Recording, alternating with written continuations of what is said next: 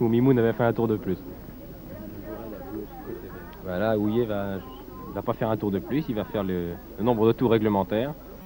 Pour nous, ça sera presque un tour de plus, car nous pensions que c'était l'arrivée. Oui, mais de toute façon, je pense et j'espère que ça ne changera rien au résultat final.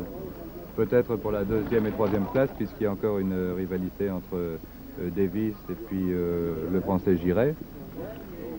Mais pour Houillet, je crois que c'est fini. Voici Houillet, qui nous aura joué encore un vilain tour, et qui va terminer maintenant cette course de catégorie 3 en tête. Il va remporter donc sous nos yeux le titre de champion d'Europe de cette catégorie.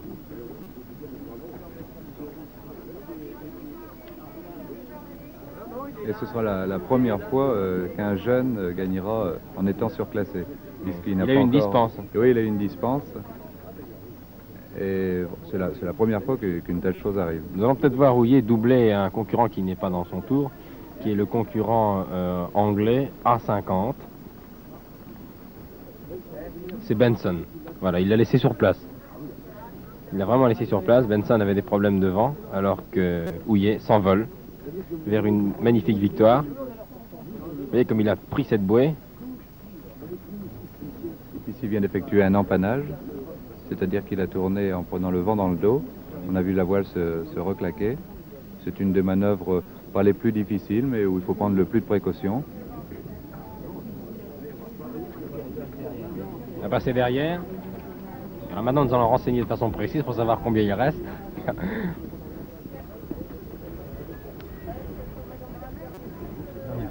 Voilà, F454, le speaker vient d'annoncer F454, dernier tour.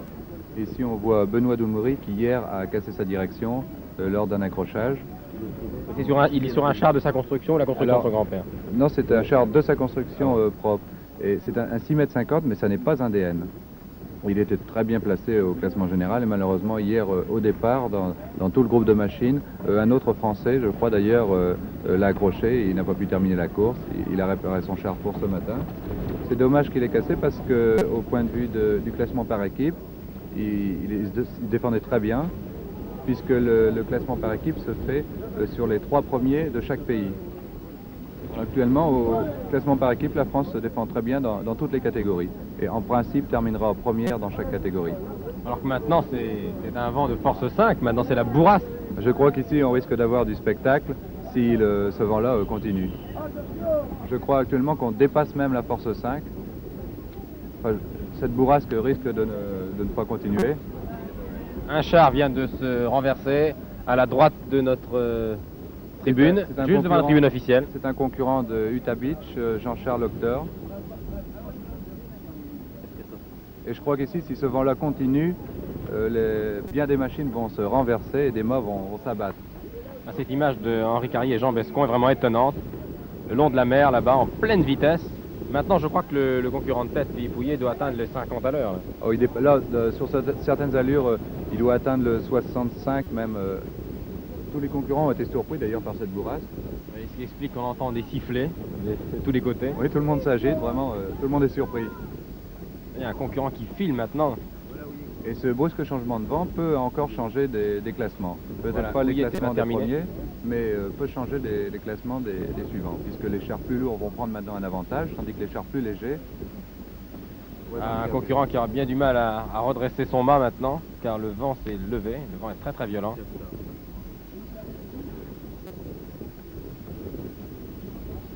Je crois que ce dernier tour, il n'y a pas de temps, il n'y a pas de meilleur tour comme pour les courses automobiles, mais si on chronométrait un tour avec une telle bourrasque, ce serait sans doute le tour le plus rapide. Ah, certainement, oui. D'ailleurs, si on a, voilà Houillet, comparer la voile qu'il a maintenant à celle qu'il avait tout à l'heure, beaucoup moins serrée, il n'ose plus serrer sa voile, il est très léger, et au moindre petit coup de vent, il va partir sur 2 roues. Voilà, maintenant le vent s'est levé, le ciel est de plus en plus bas, le mont Saint-Michel a complètement disparu.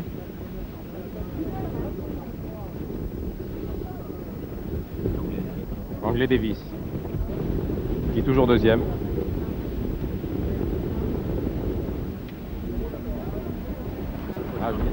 Un autre char vient de se renverser.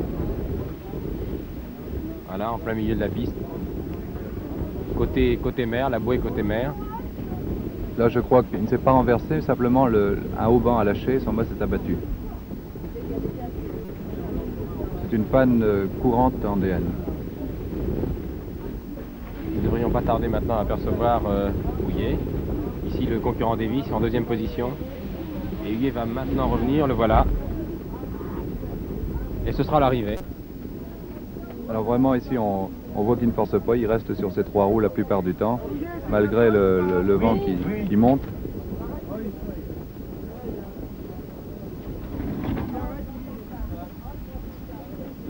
Dites-moi, on doit être complètement assommé par le vent après une course, non? Oui, c'est vrai, être battu du vent, le soir les pilotes sont vraiment très fatigués. Pourtant, le public pense que le char à voile n'est pas un sport fatigant. En fait, l'expérience prouve que si.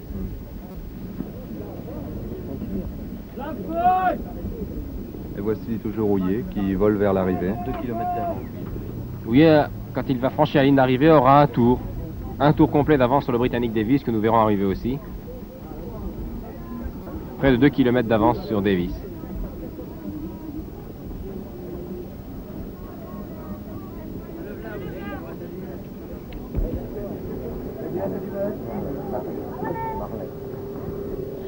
Encore une victoire qui va faire plaisir à l'abbé Marley, qui je crois suit, c'est à la fin de course d'un de ses élèves, on peut l'appeler ainsi. Je crois d'ailleurs que si Houillet est un passionné du char à voile, l'abbé Marley est également un passionné, peut-être même encore plus.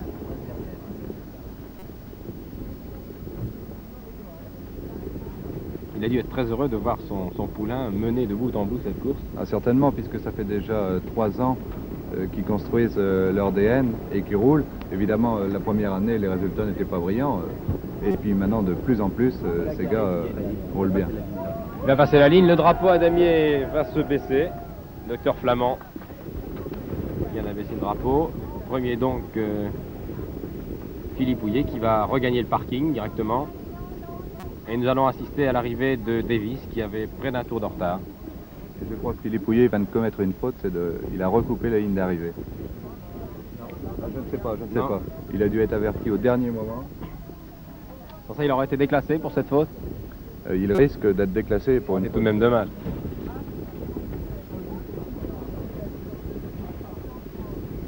Concurrent qui, lui, encore un tour à couvrir. Ne perçoit pas le Britannique Davis encore. Non, je crois que le Britannique est encore loin. Il est encore loin, oui.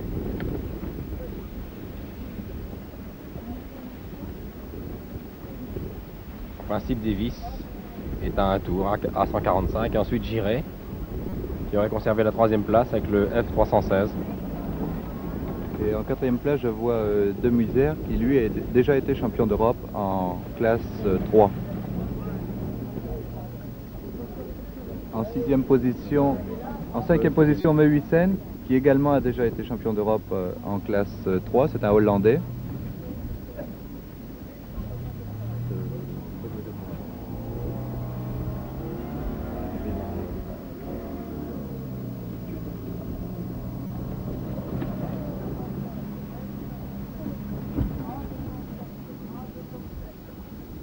Le A304.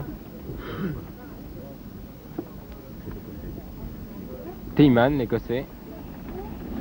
Voilà l'anglais.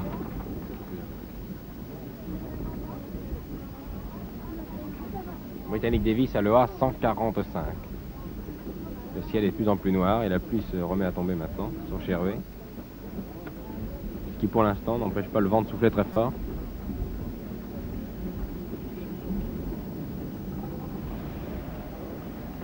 Nous sommes à la recherche du concurrent anglais, Davis. Il a peut-être regagné l'Angleterre sans nous avertir, avec un tel vent.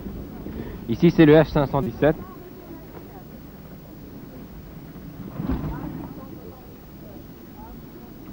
Il n'est pas au programme, c'est un concurrent pirate, celui-là.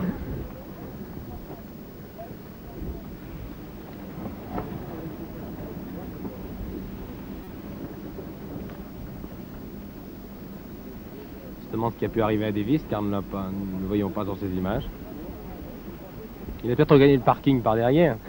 Mais de toute façon, il devait passer la ligne d'arrivée. Il devait passer la ligne d'arrivée. Donc on le verra forcément. Non, non, mais je crois que l'anglais n'est pas encore arrivé. Il n'est pas encore arrivé, il doit être au milieu des autres là-bas, terminant sa course. Le voilà l'anglais, A145. Voilà. Les caméras d'Henri Carrier et de Jean Bescon sont partout et ont réussi à nous retrouver l'anglais, le A145 Davis, qui va terminer maintenant. L'anglais a encore une bouée à franchir avant d'arriver à la ligne d'arrivée. Donc Houillet avait vraiment une avance considérable. Doublé un concurrent allemand. Le D9 qui est Spielmann. Ah, il hésite, vais-je pas relancer ma machine? Voilà, il va la relancer. Oui, l'anglais vient de commettre ici une faute que Houillet n'a jamais commise. Il a mal abordé sa bouée de virage et il s'est arrêté dans le virage. Vous allez voir ici, il va faire un empannage, s'il n'est déjà fait. Voilà son empannage. Vous voyez, la voile se reclaque d'un coup sec.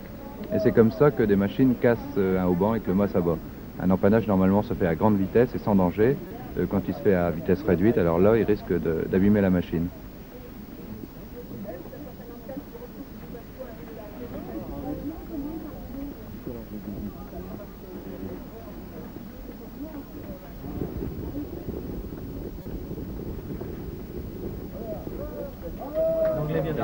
Voilà, l'anglais vient de franchir la ligne d'arrivée.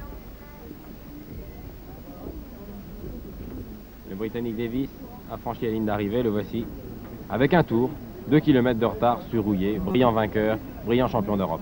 Ici un concurrent français, le F517.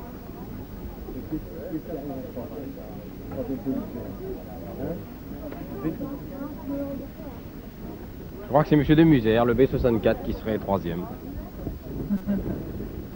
Voici donc le classement quasiment officiel de ce championnat d'Europe de catégorie 3, du moins en ce qui concerne la troisième course. Premier le français Houillet, deuxième Davis, le britannique, et troisième le B64, le B45. Donc c'est un concurrent belge également, c'est M. Herbier. Et 2 Musières, c'est-à-dire que les Belges classent 2 hommes dans les 4 premiers.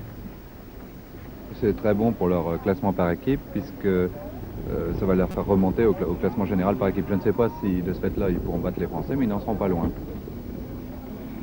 Alors, de toute façon, dès maintenant, on peut dire qu'à l'issue de cette dernière course de classe 3, Houillet est champion d'Europe de classe 3. Le voilà d'ailleurs. Félicité, je crois, par M. Henri de Moury, que nous avons eu à notre micro déjà. Nous avons là le plus jeune et... Oui, et le doyen des chars à voilier est le plus jeune. C'est ça. Oui, image symbolique. D'ailleurs, dans l'équipe de France, tant que grand-père de Moury, comme tout le monde l'appelle, courait, nous avions le doyen, et l'équipe de France a toujours eu la moyenne d'âge la plus faible. Nous avions toujours le plus jeune et le doyen des concurrents.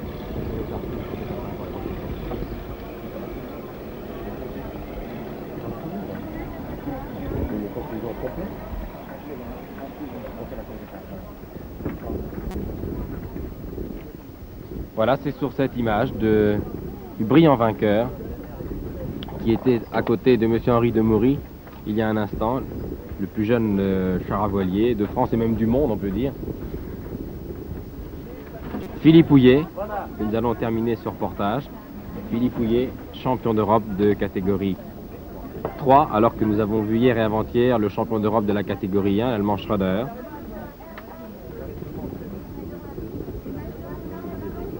Et c'est un Hollandais qui remportera sans doute le championnat d'Europe de la catégorie 2.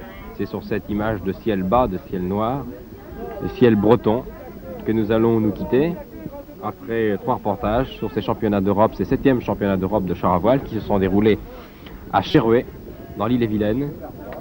Cherruet, petit pays de 997 habitants que les caméras d'Henri Carrier et de Jean Bescon vous montrent une dernière fois, en espérant que ces reportages auront fait des adeptes et qu'il y aura de nombreux jeunes qui s'intéresseront maintenant au char à voile. Un sport assez grisant, très particulier, qui demande d'indiscutables qualités athlétiques et des qualités aussi d'intelligence. C'était un reportage de Henri Carrier et de Jean Bescon, retransmis depuis Cherruet, à 27 km de Saint-Malo et à 30 km du Mont-Saint-Michel. Les commentaires étaient de Michel Drucker, aidé par de nombreuses personnalités représentant le char à voile en France. Vous avez entendu M. Henri de Moury le premier jour, vous avez entendu Jean-Luc Flamand, M. Gimel, le président de la Fédération française. Nous aurions aimé avoir M. Nissen, mais il participe à la catégorie 1, président de la